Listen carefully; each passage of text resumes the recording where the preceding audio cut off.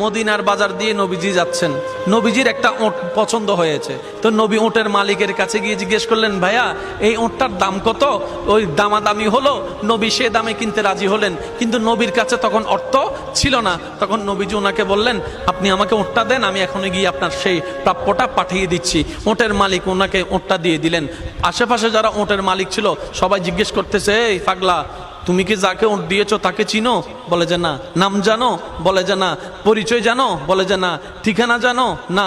তো তুমি যে ওটটা দিয়ে দিলা, উনি যদি ওটার টাকাটা না ফাটায় তখন তো তুমি লসের মধ্যে চলে যাবা। সে ওটের মালিক বলে, এত সুন্দর নুরানি চেহারাওয়ালা কখনো বাটপার হতে পারে না, কখনো চিটার হতে পারে না, কখনো মৃত্যুক হতে পারে না।